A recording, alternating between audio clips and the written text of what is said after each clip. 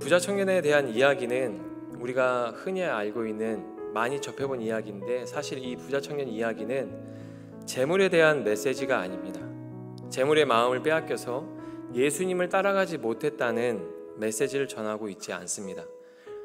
그런데 우리는 오랫동안 부자 청년의 이야기를 그렇게 들어왔고 그렇게 이해하고 있습니다.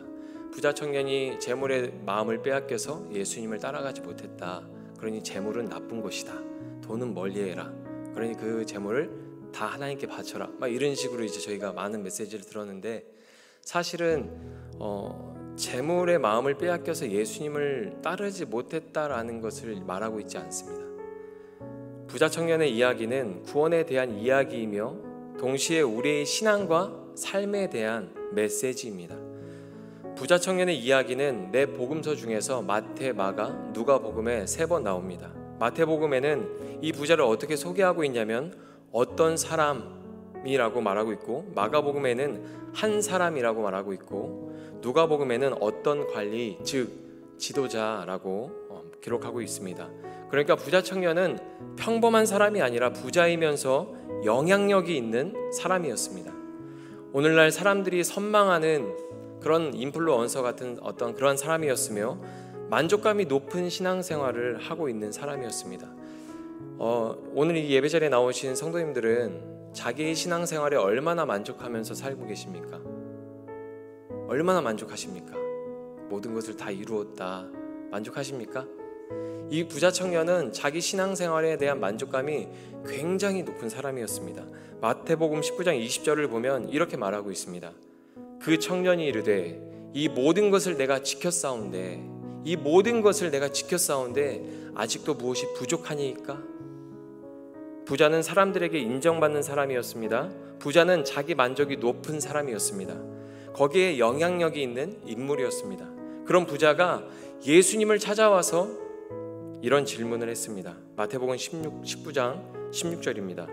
어떤 사람이 주께 와서 이르되 선생님이여 내가 무슨 선한 일을 하여야 영생을 얻으리이까? 여러분, 부자가 어떤 질문을 가지고 왔습니까? 영생에 대한 질문을 가지고 왔죠. 부자는 영생을 얻으려면 어떤 선행을 더 해야 합니까? 라고 물어봅니다. 영생에 대한 방대한 질문을 가지고 왔는데 답변은 선행으로 좁혔습니다. 그런데 예수님은 영생에 대한 질문을 던진 부자에게 온전함으로 답을 하십니다. 어떻게 보면 예수님의 답변은 맞는 것 같으면서도 안 맞는 것 같습니다. 약간은 조금 엉뚱해 보입니다. 영생에 대한 질문을 했고 선한 일에 대해서 질문을 던졌는데 온전함으로 답하십니다. 19장 21절 말씀을 보면 이렇게 말합니다. 예수께서 이르시되 네가 온전하고자 할진대 가서 내 소유를 팔아 가난한 자들에게 주라. 그리하면 하늘에서 보화가 내게 있으리라. 그리고 와서 나를 따르라 하시니, 내가 온전하고자 할진대 네가 온전한 존재로 생각한다면 가난한 자들에게 너의 소유를 팔아서 나누어 주라 라고 말씀하고 있는 것이죠. 예수님이 답변하실 때 여기서 이르시되에 사용된 단어는 사람의 생각을 밝히 보여준다라는 의미가 있습니다. 예수님께서 이 말씀을 하실 때 부자의 생각을 밝히 보시고 이 말씀을 하시는 것이죠. 예수님께서 질문하는 부자의 의도를 꿰뚫어 보시고 이 말씀을 하시는 겁니다. 예수님께서 이 말씀을 하실 때 이 말을 듣는 부자 또한 자기의 속내가 벌거벗은 것처럼 드러난 것을 느끼게 되는 것이죠. 부자 청년이 예수님에게 접근한 것은 영생에 대한 어떠한 목마름이나 갈급함 때문이 아니었습니다. 부자 청년은 이미 자기를 온전한 존재로 여기고 있었습니다. 그래서 예수님께서 영생에 대한 질문을 한 사람에게 그에게 온전함으로 답을 하신 것이죠. 부자 청년이 예수님을 찾아간 것은 사람들보다 높은 권위를 가지고 있는 예수님에게 인정을 받으려고 했던 것입니다. 종교 생활에 더 큰 만족을 누리기 위해서 찾아간 것이죠. 자기를 높이고 자기 만족을 극대화하기 위해서 예수님을 찾아간 것입니다. 여러분, 많은 사람들이 인정하고 있습니다. 자기도 만족하고 있습니다. 근데 당시 그 시대에 가장 권위자로 이름났고 소문난 예수님에게 인정받으면 그의 만족감은 어떨까요? 극대화가 되는 거죠. 많은 사람들이 만약에 제가 인정을 받는다고 자랑을 했습니다. 여기서 제가 자랑할 게 많이 없어서 딱히 떠오르는 게 없는데, 제가 아까도 여기 찬양할 때 예배를 드리는데 저 혼자 계속 처음에 좀 웃었어요. 계속 저 혼자 노래를 틀리고 있더라고요, 부르는데. 근데 만약에 제가 노래를 잘한다고 제가 이렇게 막 가정에서 말씀을 드려볼게요. 제가 노래를 잘합니다. 저희 아내도 제가 노래하는 걸 좋아하고 저희 애들도 제가 노래하는 걸 좋아해요. 그리고 제가 여기서 노래를 부르면 여기 앉아 계신 분들이 인정을 해줄까요? 안 해주겠죠. 근데 제가 어떤 공개적인 장소에 가서, 오디션 장소에 가서 뭐 유명한 가수한테 인정을 받은 사람이라고 해보세요. 그러면 제가 노래를 못 불러도 인정받은 사람이니까 하고 지나갈 거 아닙니까? 근데 이 부자 청년이 그런 것들을 원했던 거예요. 이미 자기는 사람들한테 인정을 받고 있고 이미 자기는 자기 신앙생활에 만족을 하고 있는데, 그럼에도 불구하고 왜 예수님을 찾아왔냐면 자기의 어떤 인정받는 것과 자기의 만족에 대한 그런 만족감을 극대화시키기 위해서 예수님을 찾아온 것입니다. 예수님을 만난 부자 청년의 이야기가 어떻게 끝납니까? 부자는 근심하며 돌아갑니다. 보통 근심 가득한 얼굴로 와서 예수님을 만나면 기쁨으로 돌아갑니다. 그렇죠? 우리가 성경에서 보면 많은 사람들이 근심 가운데 와요. 죽을 상을 하고 옵니다. 그런데 예수님을 만나면 다 기쁨으로 돌아갑니다. 안진뱅이가 그랬고요, 소경이 그랬고요, 혈루병 여인이 그랬고, 심지어 죽은 사람도 예수님을 만나면 다시 살아나서 기쁨으로 돌아갑니다. 그런데 영생에 대한 진지한 고민을 가지고 왔다면 부자 청년도 기쁨으로 돌아갔을 것입니다. 여러분 어떻습니까? 교회 생활할 때 우리가 교회에도 근심으로 와서 기쁨으로 돌아가는 사람들이 있죠. 가정에 대한 문제, 경제적인 문제, 사업과 회사에 대한 여러 가지 문제와 건강과 어떤 인간관계적인 문제들을 가지고 근심 가운데 왔다가 말씀을 듣고 찬양하고 위로를 얻어서 기쁨으로 돌아가는 사람들이 있습니다. 하지만 때로는 기쁨으로 와서 그냥 와서 있다가 근심을 얻고 돌아가는 사람들이 있죠. 부자 청년의 이야기는 우리들의 이야기인 것입니다. 마태복음 19장 22절 말씀을 보면 이런 말씀이 있습니다. 그 청년이 재물이 많음으로 이 말씀을 듣고 근심하며 가니라. 여러분 재물이 많아서 근심한 게 아니에요. 예수님 말씀을 듣고 근심이 생긴 겁니다. 여러분 여기서 근심하며라는 단어에는 원어로 보면 서운하다, 슬퍼하다, 고통하다 라는 의미가 있습니다. 기대했던 것과 다른 말을 듣자 부자 청년은 서운함을 느끼고 슬픔에 빠졌습니다. 독일 화가 하인리 호프만이라는 사람이 그리스도와 부자 청년이라는 제목의 그림을 그렸습니다. 1889년에 그린 그림인데요. 한번 잘 보세요.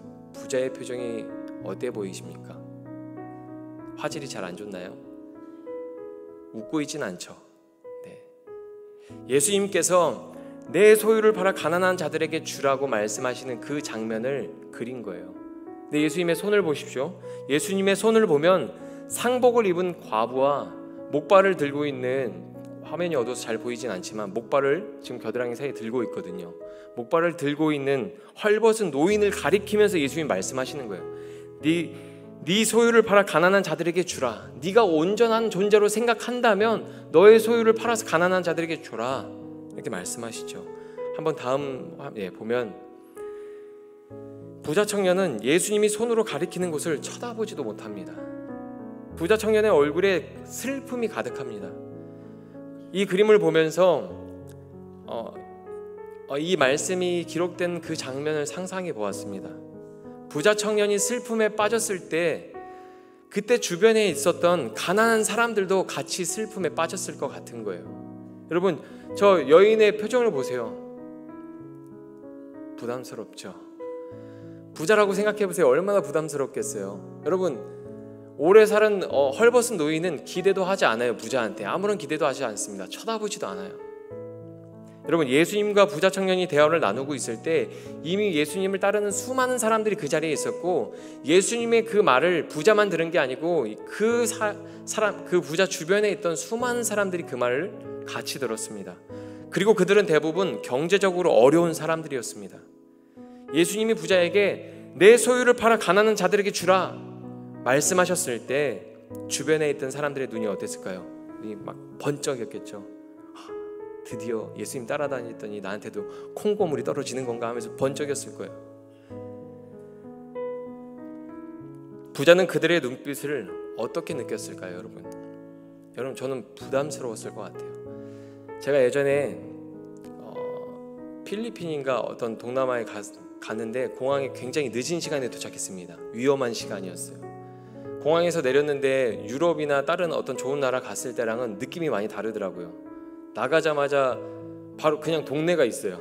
동네가 있는데 사람들이 막 쳐다보는데 마치 하이에나가 먹이를 쳐다보는 것 같은 느낌이었어요. 이미 그들의 눈빛은 제 핸드폰을 뺏었고요, 제 가방을 가져갔어요. 너무 이렇게 무서워서 빨리 택시 타고 숙소로 이동했습니다. 여행을 온전히 즐길 수가 없겠다 싶어서 도망치듯이 택시를 타고 숙소로 이동했습니다. 보통 이게 택시 타면은 택시 비용을 세게 부르거든요, 기본 금액보다. 근데 차라리 그걸 주고 빨리 이동하는 게 낫겠다 싶었어요. 왜냐면은 여기 오래 있으면 사람들이 막 가까이 올 것 같은 거예요. 사람들이 막 다가와요. 막 가까이 막 쳐다보면서 좀 무섭더라고요. 그때 20대 한 중반이었던 것 같은데 굉장히 무서웠어요. 그 눈빛이 저한테는 굉장히 큰 공포였습니다.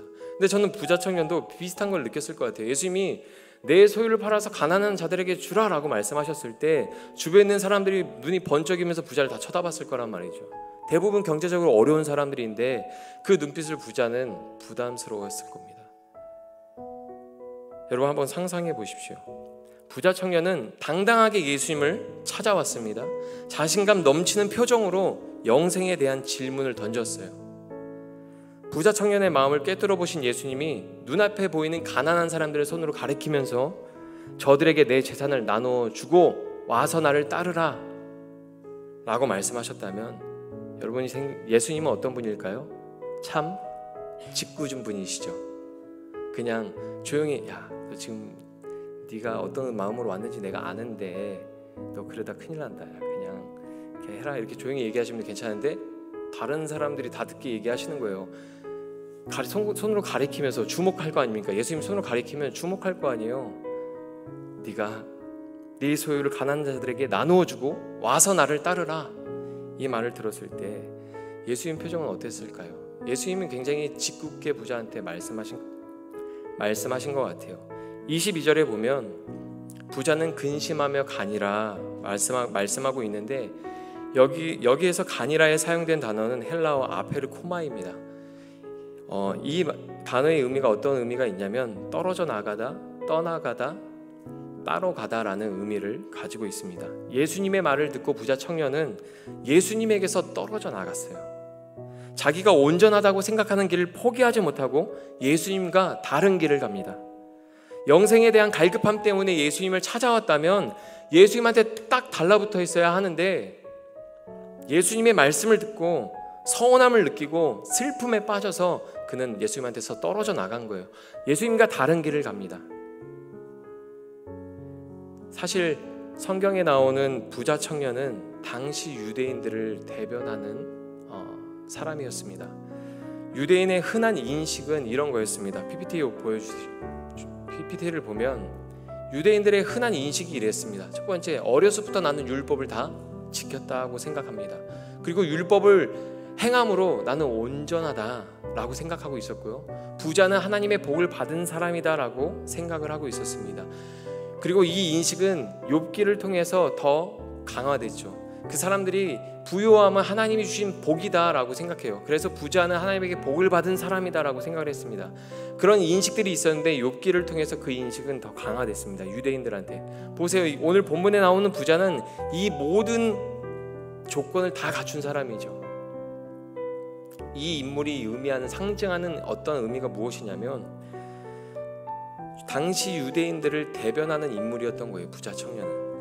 여러분, 왜 가난한 자들에게 돈을 나누어주고 예수님을 따르라고 하셨을까요? 부자 청년이 어려서부터 지켰다고 했던 계명은 5계명부터 9계명까지였습니다. 예수님 말씀하신 그 계명들, 이웃사랑에 대한 계명들이었습니다. 어려서부터 이웃을 사랑했다고 생각했던 부자에게 실제적으로 사랑을 실천하라고 했을 때 그는 넘을 수 없는 큰 벽을 마주했던 것이죠. 그 벽은 본인의 존재에 대한 벽입니다. 온전하지 않은 자신, 이웃을 온전히 사랑하지 못하고 있는 자신을 마주했던 것이죠. 여러분, 온전함이 무엇입니까? 온전함이 무엇입니까? 온전함이란 자기를 부인하고 예수님을 따라가는 것입니다. 21절의 단어를 나열해 보면 자기를 부인하고 예수님을 따르라는 의미입니다. 21절을 의역하면 이런 말이죠. 내가 스스로 온전한 존재로 여기느냐? 재산을 가난한 자들에게 나누어 주고 와서 나를 따르라. 내가 스스로 온전한 존재로 여기고 있느냐? 그것들을 다 버리고 와서 나를 따르라. 그 말을 하고 있는 거예요, 예수님이 부자한테. 재물 때문에 예수님을 따르지 못한 게 아닙니다. 재물이 가지고 있는 의미를 생각해 보아야 합니다. 예수님과 동행하는 것, 예수님의 뒤를 따르는 것은 내가 온전하다고 생각하는 것, 그런 것들을 포기하고 버리지 않으면 불가능한 일입니다. 여러분, 온전함은 부자가 가는 길에 없었습니다. 온전함은 많은 사람이 인정해서 비롯되지 않고, 온전함은 스스로 얼마나 만족하는지와 비례하지 않습니다. 온전함은 내가 온전하다고 여기는 길에 있지 않고 예수님에게 있습니다. 예수님이 걸어가시는 길 위에 설 때 온전함을 얻는 것입니다. 당시에는 성경을 낭독했는데 대부분 여기까지 들었을 때, 오늘 이 말씀을 들었을 때 당시 유대 그리스도인들은 이런 결론에 도달했을 겁니다. 내가 부자였잖아. 나 이러다 천국 못 가는 거 아니야? 이거 큰일 났네. 이런 결론에 도달했을 거예요. 마태복음을 기록한 저자는 그것을 의도해서 부자 청년의 이야기를 기록한 것입니다. 그리고 23절에서 예수님의 말씀으로 쐐기를 받고 있죠. 23절 말씀 보면 이런 말씀이 있습니다. 예수께서 제자들에게 이르시되 내가 진실로 너희에게 이르노니 부자는 천국에 들어가기가 어려우니라. 부자는 천국에 들어가기가 어렵다. 예수님의 말로 쐐기를 박죠. 여러분, 이 말은 재물이 많은 사람이 천국에 들어가기 어렵다라는 말이 아닙니다. 인간이라는 존재가, 자기를 온전한 존재로 생각하는 인간은 천국에 들어가기가 어렵다는 말입니다. 그러나 하나님은 그 어려운 일을 해내시는 분이십니다. 그래서 구원은 은혜이고 선물입니다. 이 본문이 전하고 있는 구원관입니다. 신앙생활을 하다 보면 온전하지 못한 나의 삶, 나의 모습으로 슬픔에 빠지는 그리스도인들이 있습니다. 그리고 온전하지 않은 다른 사람 때문에 상처를 받고 슬픔에 빠지는 사람도 있습니다. 여러분, 그런데 그 온전함의 기준이 누구의 기준입니까? 나의 기준 아닌가요?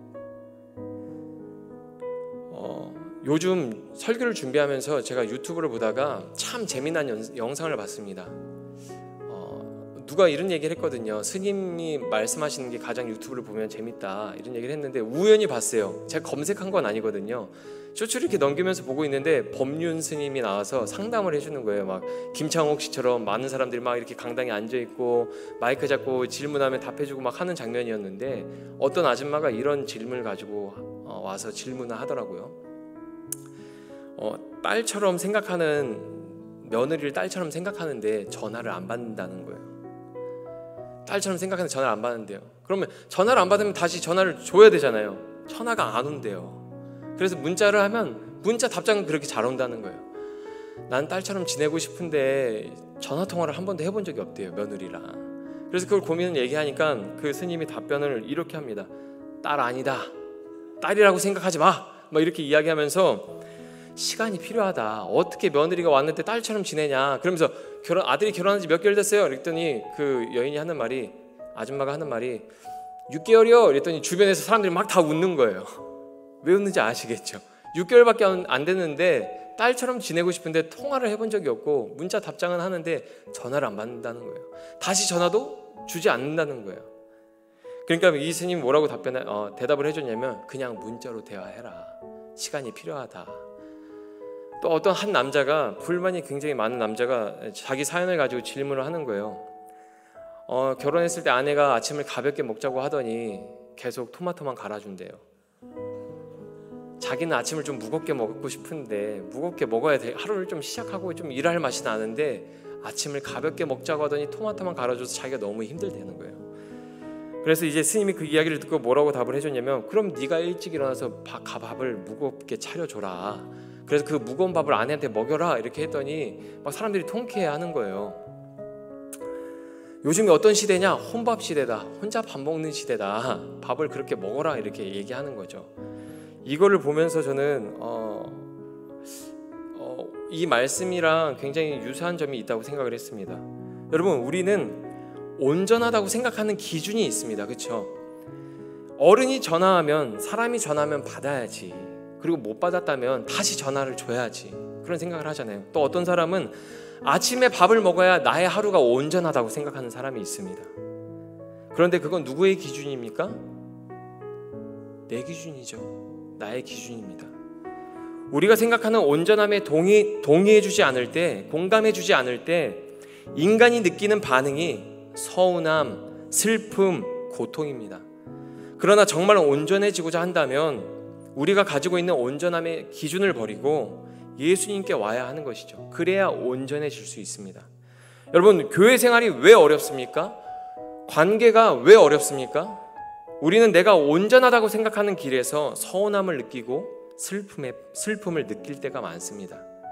사람의 말과 행동이 온전하다고 느껴지지 않으니까 목사가 이래야지, 믿는 사람이 이래야지, 저래야지 생각하면서 내 생각과 다를 때 서운함을 느끼고 슬픔에 빠지는 겁니다. 그러나 그것들은 다 인간이 정한 온전함의 기준이지 하나님이 정한 기준이 아닙니다. 예수님은 부자 청년에게 스스로 온전하게 생각하는 그 기준을 버리고 예수님을 따르라고 말씀하셨습니다. 그 말이 부자 청년을 서운하게 만들고 슬픔에 빠지게 만들었습니다. 신앙생활을 하다 보면 이 부자 청년처럼 슬픔에 빠지는 경우가 있죠. 다른 사람을 바라볼 때 온전하지 못한 모습이 보이고 그로 인해서 낙심하고 슬픔에 빠진다면 온전함의 기준이 나에게 있는 것입니다. 스스로 온전하다고 생각하고 있는 것이죠. 어려서부터 신앙생활을 했지만 5년, 10년, 30년 신앙생활을 했지만 여전히 예수님 앞에서 스스로 온전하게 여기는 사람이 있는 것입니다. 부자 청년이 왜 슬픔에 빠져서 돌아갔습니까? 자기의 온전함을 포기하지 못했기 때문입니다. 어려서부터 지켜온 온전함, 인생을 부인하는 게 어려웠기 때문입니다. 예수님은 그 온전함을 버리고 진짜 온전함 안에 거하라고 말씀하고 계시는 것이죠. 그렇다면 이 부자 청년이 빠진 그 서운함과 슬픔과 고통으로부터 부자 청년은 자유를 얻게 되는 것이죠. 우리가 온전하게 여기고 있는 길을 가다가 마주한 서운함과 슬픔과 고통은 우리의 온전함에서 예수님의 온전함으로 넘어갈 때 사라지는 것이고 그때 자유를 얻는 것입니다. 여러분, 부자 청년의 이야기는 누구를 위한 말씀이었을까요? 1차 청중이 누구였을까요? 그것을 이해하면 말씀이 더 쉽게 이해됩니다. 마태복음이 기록된 시기에 교회 공동체에 문제가 있었습니다. 마태 공동체는 박해를 피해서 이방 지역에 세워졌습니다. 그래서 공동체 안에는 이방인들도 어느 정도 있었습니다. 그런데 교회 안에서, 그 교회 공동체 안에서 그리스도를 믿으면서 여전히 유대인 회당 예배에 참여하는 유대인들이 있었습니다. 여전히 율법으로 온전해지고자 한다면 하면서 다른 길을 가는 사람들이 있었던 것이죠. 율법을 모르는 이방인들에게 자기의 선행을, 자기의 의를 자랑하는 어리석은 사람이 그 교회 공동체 안에 있었던 거예요. 어려서부터 지켜왔던 온전함의 기준을 여전히 예수를 믿으면서도 버리지 못한 사람들이 그 안에 있었던 거예요. 그들은 이방인들에게 영향력이 있었고 교사의 역할을 하는 사람도 있었습니다. 부자 청년을 소개할 때 어떤 사람 혹은 어떤 관리로 이야기를 시작하는 것은 그들을 염두에 두었기 때문입니다. 여러분, 스스로 온전하게 여기는 기준이 높고 강할수록 고통을 당하게 됩니다. 낙심하고 영혼의 상처를 입습니다. 마귀가 하는 일이 아닙니다. 여러분, 내 기질이고 내 안에 있는 죄가 그렇게 만드는 겁니다. 그런데도 우리는 어떻습니까? 우리는 천국에 가는 걸 의심하지 않습니다. 여러분, 천국 가는 거 의심하십니까? 여러분, 천국 가는 거 의심하십니까? 저는 의심하지 않습니다. 제 모습이 온전하지 않아도 저는 천국에 갈 거예요. 왜냐하면 하나님이 가지고 계신 온전함의 기준이 우리와 다르기 때문입니다. 하나님은 예수님 안에 있다면 어떤 사람이라도 온전하게 바라보시고 품어주십니다. 우리가 가지고 있는 온전함의 기준과 하나님이 제시하시는 온전함의 기준 중에서 무엇이 더 좋은 것입니까? 우리 것보다 하나님 것이 더 훨씬 좋은 것입니다. 심지어 하나님이 제시하는 온전함의 기준은 절대적입니다. 우리의 기준은 상대적이죠. 근데 하나님이 제시하는 기준은 절대적입니다.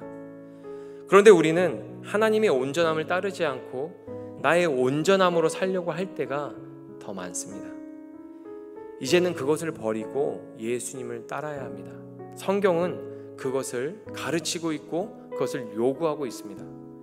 예수님의 말씀을 잠잠히 듣고 있던 베드로가 이런 말을 합니다. 마태복음 19장 27절입니다. 이에 베드로가 대답하여 이르되 보소서 우리가 모든 것을 버리고 주를 따랐사온데 그런즉 우리가 무엇을 얻으리이까? 부자는 아무것도 버리지 않았지만 제자들은 모든 것을 버리고 예수님을 따랐습니다. 인간적으로 보면 부자는 제자들보다 선행도 많이 하고 좋은 신앙인처럼 보였을 겁니다. 그러나 하나님의 기준에서 하늘의 보화를 얻는 사람들은 모든 것을 버리고 예수님을 따르는 사람들입니다. 신앙생활을 아무리 오래 해도 아무리 많은 은혜를 받아도 스스로 만들어둔 온전함을 버리지 못하는 사람이 많습니다. 예수님은 그것을 버리고 나에게 와서 나를 따르라 말씀하십니다. 예수님은 부자에게 절대 친절하게 말씀하시지 않았습니다.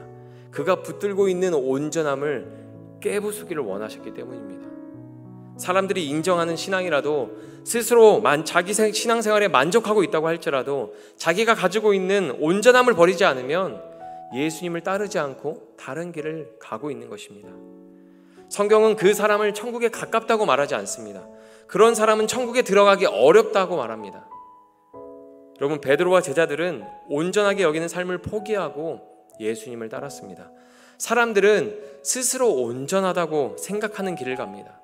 그래서 말려도 꼭 그 길을 갑니다. 우리가 어떤 사람들이 어떤 결정을 하고 어떤 길을 갈 때 그 길을 가면 안 될 것 같아서 말릴 때가 있지 않습니까? 근데 사람은 꼭 그 길을 갑니다. 그리고 끝을 보고야 맙니다. 그게 사람입니다. 자기가 온전하다고 생각하는 걸 절대 포기하지 않고 그 길을 꼭 반드시 가서 끝을 보고야 후회를 하든 성공을 하든 그 길을 반드시 가려고 하는 게 인간입니다. 하지만 제자들은 그 길을 포기하고 예수님을 따랐습니다. 만약에 우리가 부자 청년처럼 스스로 온전한 존재로 생각하고 있다면, 예수님 앞에서 여전히 그 온전함을 버리지 않고 있다면 역설적으로 예수님을 그리스도가 아닌 선생님 정도로 생각하며 살고 있는 것입니다.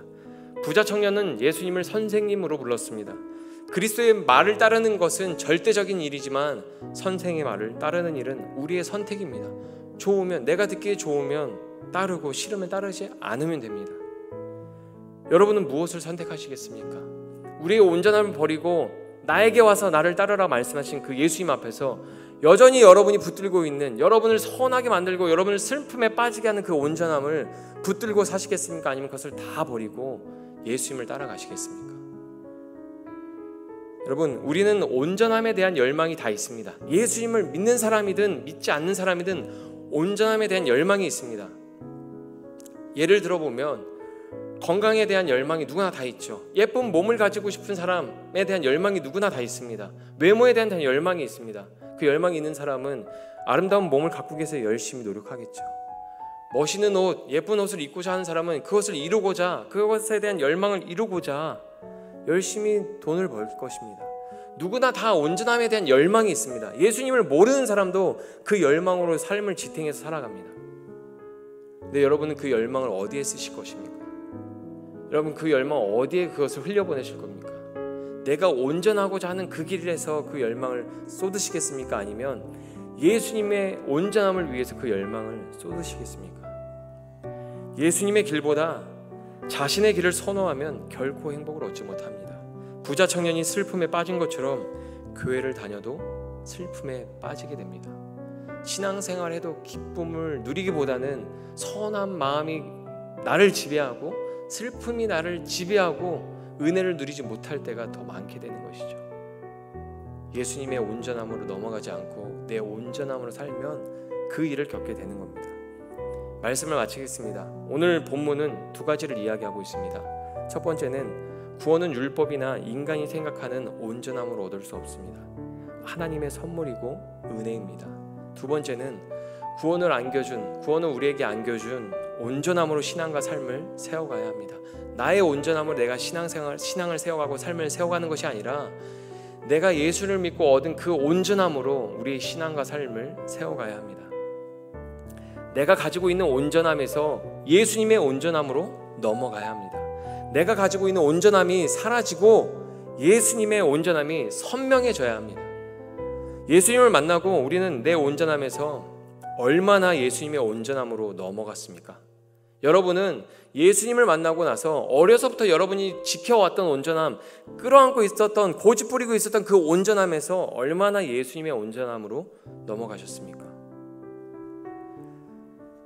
얼마나 예수님의 온전함으로 물들으셨습니까? 예수님의 온전함으로 얼마나 물들었는가, 거기에 그리스도인의 성숙함이 나옵니다. 여러분, 변하지 않았다면 그것으로 슬퍼해야 합니다. 이것은 부자 청년이 느낀 것과는 다른 슬픔이죠. 신앙의 성장을 가져오고 영혼의 기쁨을 주는 슬픔입니다.